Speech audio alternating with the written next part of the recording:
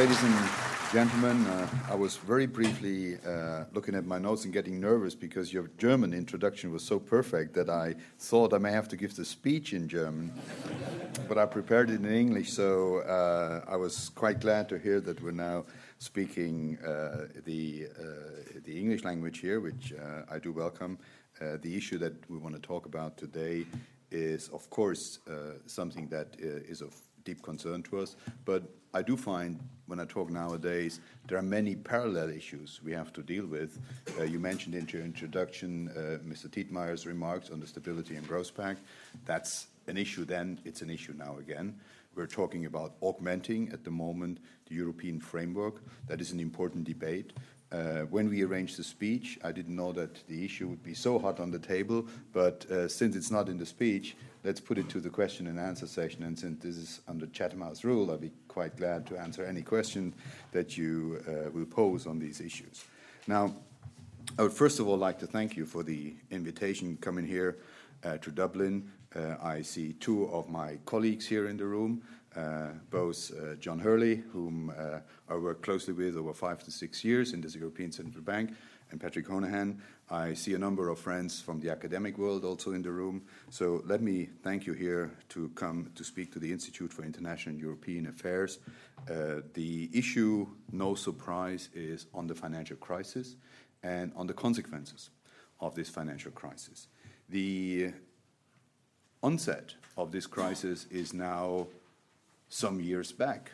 And when I was recently in a meeting in Davos, one of the leaders of the debate was saying, we're in year 1 after the crisis. And I said, no, my feeling is we're in year 3 of the crisis. And what the recent turmoil we've seen on some of the financial markets, also related to sovereign debt issues, really, in my view, showed very impressively that we're in year 3 of the crisis and we're no way through. However, whatever the current state of affairs is in financial markets, I think it's very important to not just focus on the immediate crisis response, to focus on how we're dealing with making things better in the markets. It's also important to look further ahead, to take the lessons of these markets and to really address a number of structural issues, structural weaknesses in financial markets and in financial regulation that is in front of us. So I'm going to focus a lot more on these regulatory dimensions, much less on what is happening currently in the markets.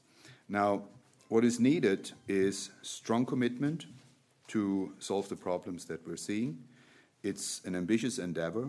It's resolute efforts and broad reforms that are needed. And whenever the agenda for reform is so broad, the question is where to begin.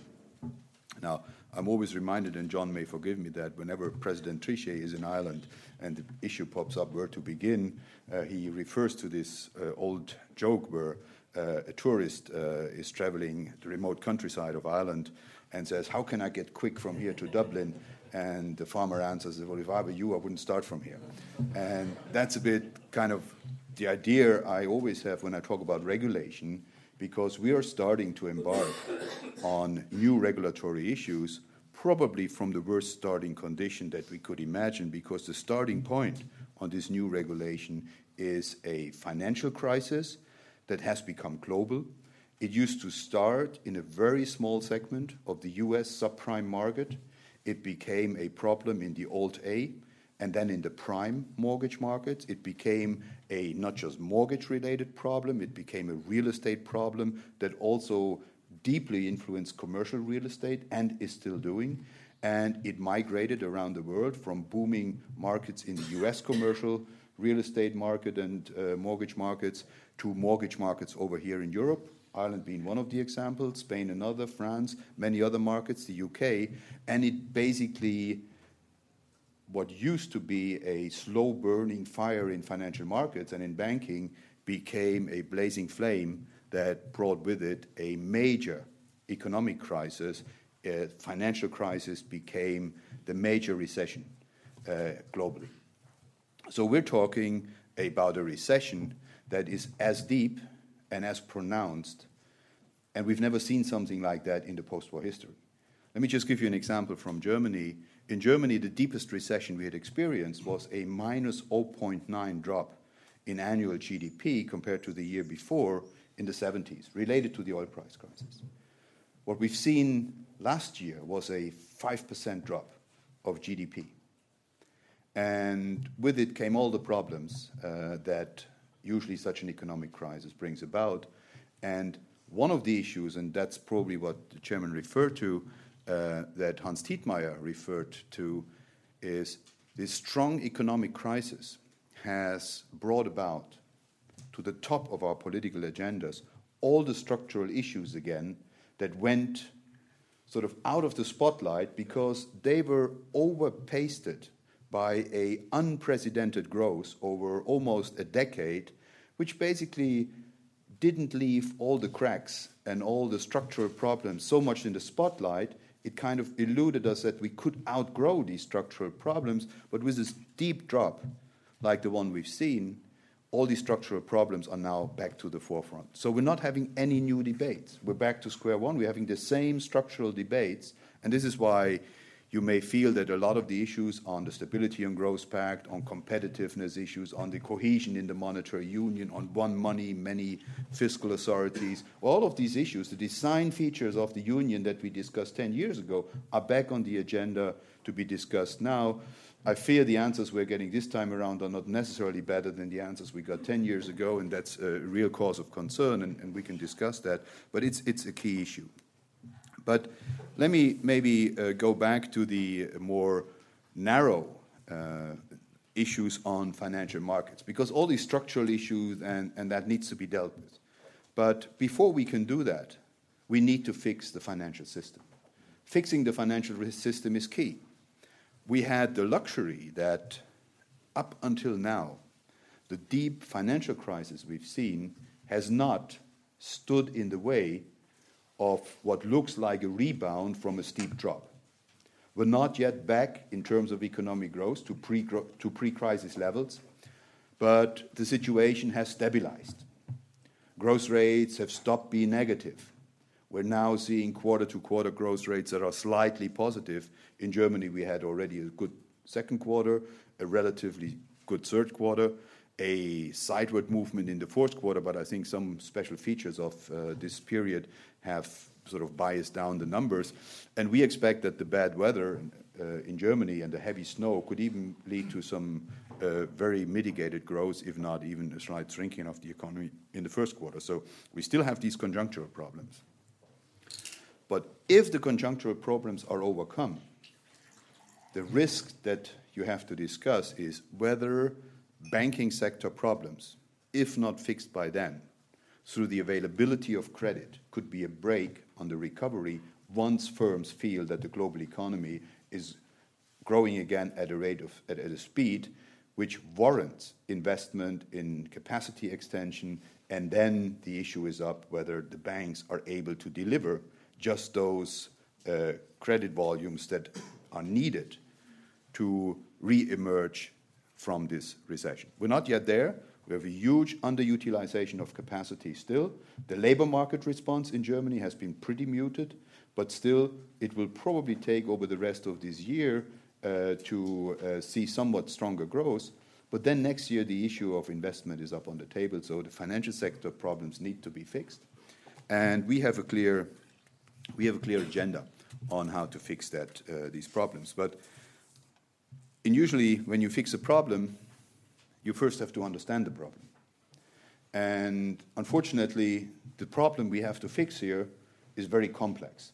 If it were a simple problem, we would have all seen it come, and we could have taken preemptive measures. The fact that this crisis was very complex basically causes a lot of problems in dealing with the right kind of measures to get out of it. What were the key problems before the crisis? What led to the crisis as we saw it emerge? First, I would always name 5 key areas in which really there were weaknesses. One was gaps in the regulatory framework. There clearly were gaps in the regulatory framework related to SPVs that held on one side of the balance sheet maturity-related long-term investments and that refinance themselves in the capital market by wholesale funding at very short maturity. So extreme maturity transformation and not holding capital against these engagements because they were off balance sheet rather than on balance sheet was a key problem why this sector grew so big, and why when the whole stuff unraveled and basically came back to the balance sheet of banks, the banks faced such major losses and were not sufficiently capitalized to deal with these losses because a large part of the exposures were in off-balance sheet vehicles that needed almost no regulatory capital to them, were placed somewhere in Delaware, and most of the management of the banks did really not know very well about all these things happening. Second issue, distorted incentives inside the financial system.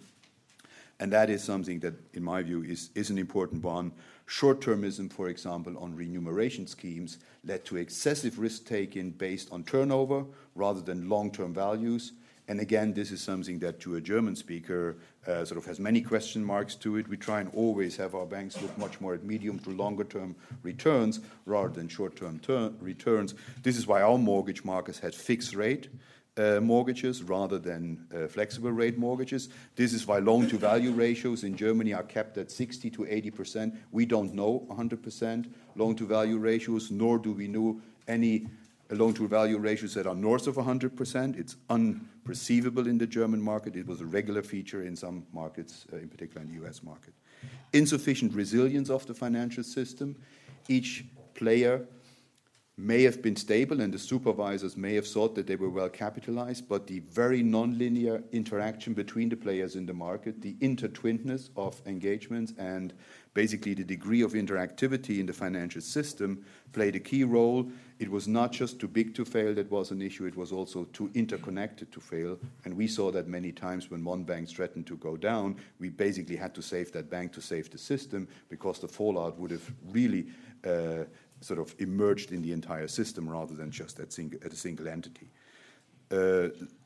Fourth set of problems, institutional design in the financial supervision did not properly, in my view, reflect the cross-border and the global dimension to which financial markets had already grown. I think there was a dissync in the way we have developed cross-border and international supervisory collaboration relative to the degree of internationalization that was happening in financial markets. We tried to keep on track with that, colleges of supervisors, emerging pan-European international structures on supervision. All of that took place, but it didn't take place at a speed that was keeping up with the pace of the market.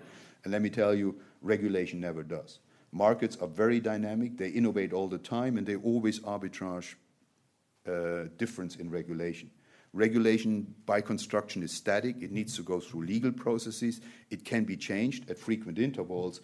But let me tell you, if we should not rest our hope keeping regulation and innovation in regulation up with the speed of the innovation of markets. This is why we have to strengthen the resilience of the system rather than trying to keep in regulation up with the increasing complexity of the system. Resilience of the system is key. And third, and this is, I think, one of the issues that concerns us as central banks. The final point is lack of awareness of systemic risks. We used to focus too much on the microprudential, as we now call it, on a ticking the box kind of view on whether banks met all the capital requirements and the liquidity requirements and whether they were soundly run. What we didn't look at is if there were some risks evolving in some bank, it may be in a not so key area, they were developing in all of the banks in a similar fashion. And the systemic interaction between the banks was a key feature of this crisis, and we have to deal with systemic issues. We call it now macroprudential supervision. We have to understand what changes in macroeconomic conditions, what impact they have on risk management in the banks, and what the effect of that on the entire microprudential regulation has to be. And one of the examples that is pretty clear, when the industrialized world normalizes interest rates, how large is the macro risk related to interest rate risks currently in the banking system? The yield curve is very steep. If we normalize interest rates, what will be the impact on banks? Maturity transformation, what will be the impact on credit availability, and how will they be able to cope with this normalization of interest rate policy? It's been a problem in 1994. and we should make sure it's not a problem again. And so this is an issue we need to really deal with. What have we done? Well, we've done a lot. You're mentioning kindly that I'm representing Germany on the Financial Stability Board. We are part of the BAL committee. We're part of the G20 process. We're part of the G7 process. The G7 process has kind of given way under the current regulatory debate to the G20 process because we need to be more inclusive. It is pretty clear, whilst this crisis emerged from industrialized countries, it strongly influenced the emerging countries' world. So in our new regulatory reform agenda, we have to make sure that there is no regulatory arbitrage developing between industrialized countries and the emerging world. First, we have to improve the regulation at the micro level. Micro level means we have to improve the BAL framework. This is a job for the BAL committee. And we are changing many things. We're changing the quality of capital. We're changing the amount of capital to be held against risky engagements. We're also discussing liquidity standards for banks because maturity mismatch was part of the problem. We're dealing with the too big to fail issue because we want to have a serious debate about systemic surcharges for banks that are systemically relevant. There's several ways of doing that. I talked about it this morning here with the financial service group. One way is simply to ask for more capital for larger or more systemic institutions. And this is the BAL way. A capital surcharge for systemic banks would well be placed in the BAL framework of risk sensitivity of capital requirements. We could deal with it with a tax. We could simply tax for size. And this is pretty much the Obama administration proposal that puts a levy, so to say, on banks' balance sheets. You can have certain elements of the balance sheet counted out of that. How do you deal with senior unsecured debt? How do you deal with deposits that they are taking? Maybe the deposit should not be part of the tax base because that's part of the bread and butter business of banks. This is the utility part of a bank, and we shouldn't tax that. But the non-utility parts are in the focus there. Or if you take it to the extreme, you could do something like the German Volcker proposal that proposed, well, let's prohibit banks from moving into proprietary trading. Let's limit the size of the banks. Let's limit the access of the risk part of the bank to the central bank refinancing window. I find these different discussions to be shades of the same debate rather than differences in fundamental, because whatever German Volcker wants to do with a prohibition, we can do with a prohibitive capital charge against certain risk. So if we have to frame the whole thing in a regulatory basis like the BAL framework, we can do that pretty much with our own framework with the same result. If you ask for almost full capital against an activity, it will end the activity. So we're back to our framework. And I actually would want to say I find the BAL process the most preferable one, and I talked a lot about it this morning. But that's not all. That's the microprudential. We also need to have greater attention paid to systemic risk at the macro level, and this is the macroprudential. And this is, in my view, where not just the micro regulators, the surveillance authorities come in. This is where the central banks come in, because central banks, by construction, have a systemic view. They look at the macroeconomy, they look at interest rate policy, they look at transmission mechanisms on how a change in interest rates through financial markets influences inflation and output. So systemic risks, I think, have to be placed in the central bank, the systemic risk discussion. Because let me tell you, if you talk to regulators, that's not what they do. They usually deal with legal issues. They don't have the big macro departments. They don't have the macro modeling groups.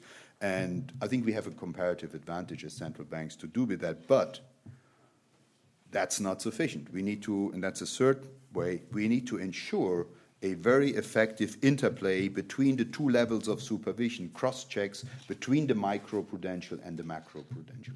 And I think that is something that was totally missing so far.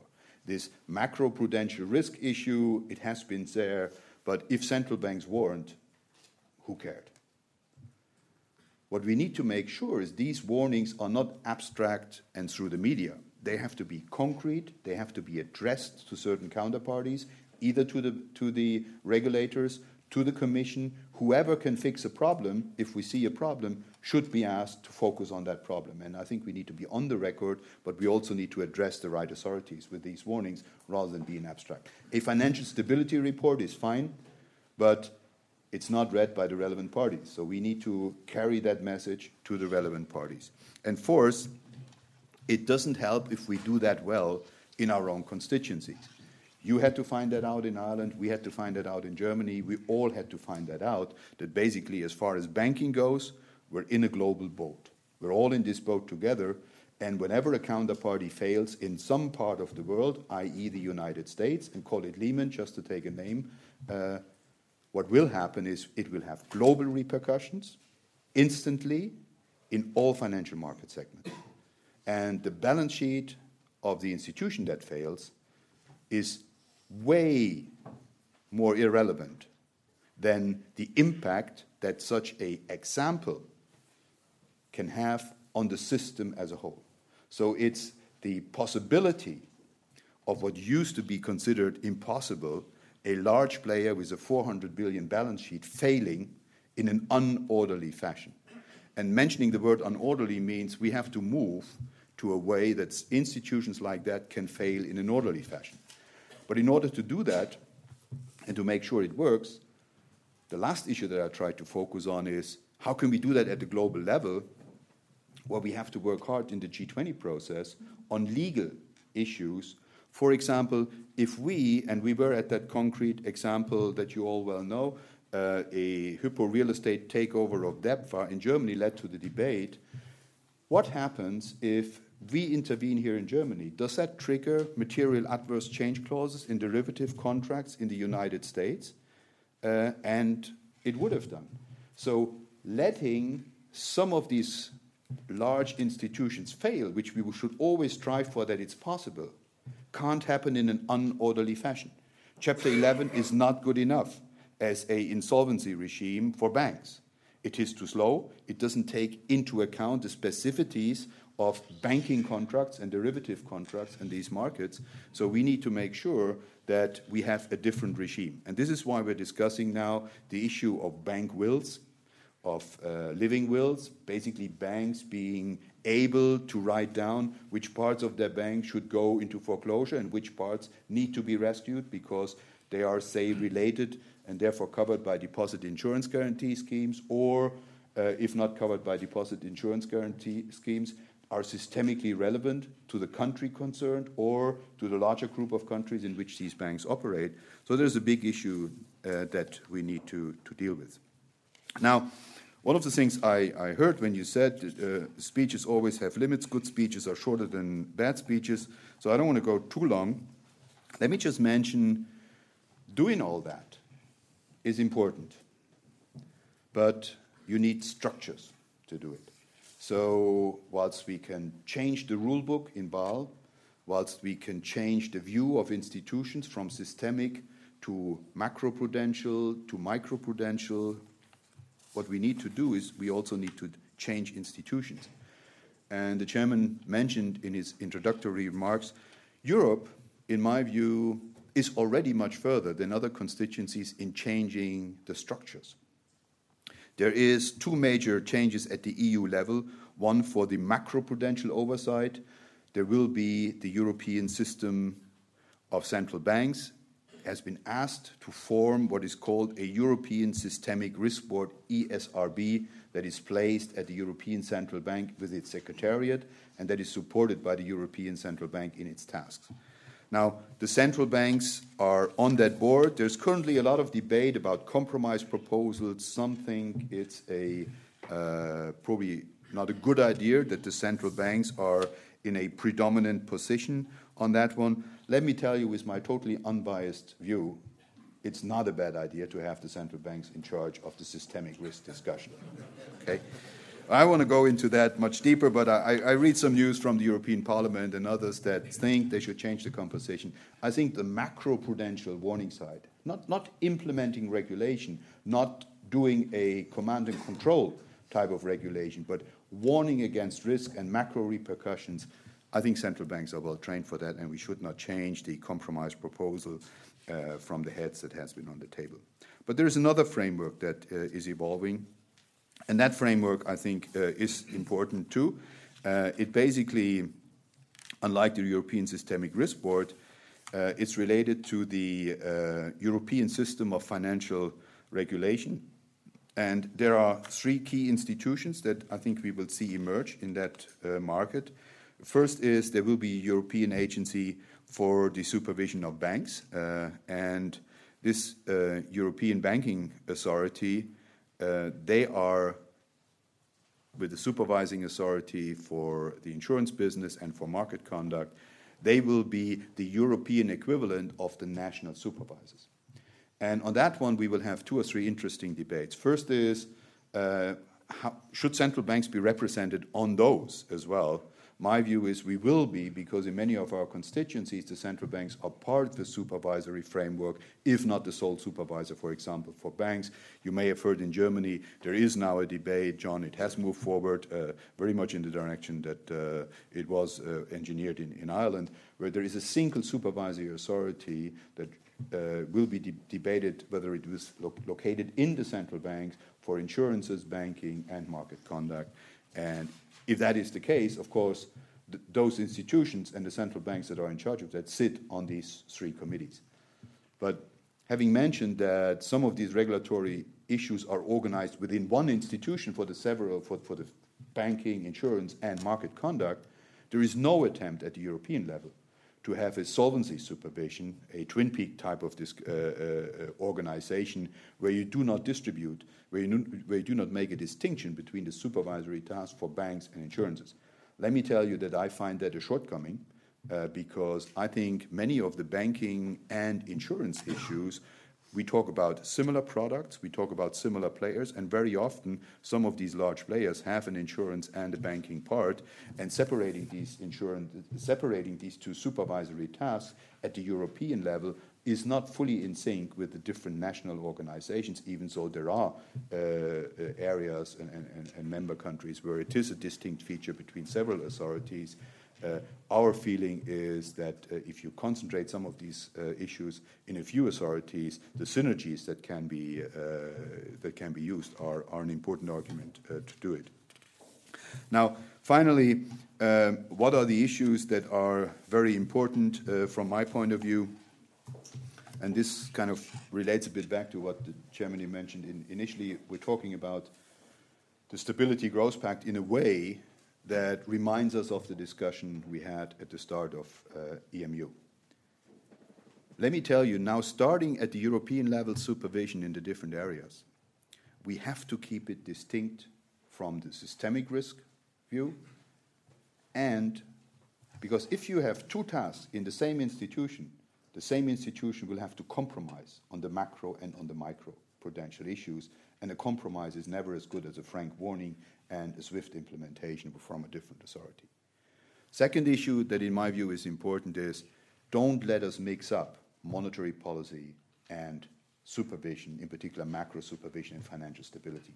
There is the great temptation to say, let's just add financial stability to the mandate of the central bank. Well, this is fine. I said we should focus on macro-prudential in the central bank. But keep it different, keep it distant from the policy decision body that decides about interest rates, and don't add financial stability as a second mandate for the central bank in terms of a objective at the highest level. Central banks have been trained well and are very good at doing one thing, and that is delivering price stability. We shouldn't jeopardize that for a greater role of financial stability. But financial stability must play a role, so central banks have to look at financial stability issue in implementing monetary policy. If you make both the same task at the same level, you will have situations where financial stability and price stability go hand in hand. In that case, there is not a conflict. You can achieve both objectives with one instrument, but let me remind you that we know from the sort of assignment of instruments to monetary policy, there are also periods where financial stability and price stability don't go hand in hand. In that case, it is, in my view, wrong to ask monetary policy, which mainly has the interest rate to deal with price stability issues, to also take care of financial stability, because it would warrant, for example, interest rate increases to lean against the wind of a bubble in the market that are unhealthy for the real economy. And therefore, in my view, we need a second tool. In my view, that second tool is macroprudential regulation. It is our impact that we have on the regulators to ask for regulatory tools. And in that sense, I do think that central banks should play a role in macroprudential supervision and in financial stability issues. But it should be the macroprudential regulatory tools that are used to achieve financial stability rather than interest rates, which should be geared solely to price stability. We in the European system of central bank, and I'm coming onto the closing remarks, we in the European system of central banks have proved for 10 years that we have delivered price stability. We have developed a track record for being a credible, price stability-oriented institution. We have made the promise to the people of Europe that we will continue to deliver price stability as we go forward. And this is not just a promise, it is basically the mandate we've been given by the people of Europe, and we as central banks will honor our mandate, whatever the discussions are about what additional objectives we can help achieve. We will never do that basically at the expense of achieving price stability. And that's kind of the key message, that with all the other tasks we have as central banks, we need to make continuously price stability first. Thank you for your attention.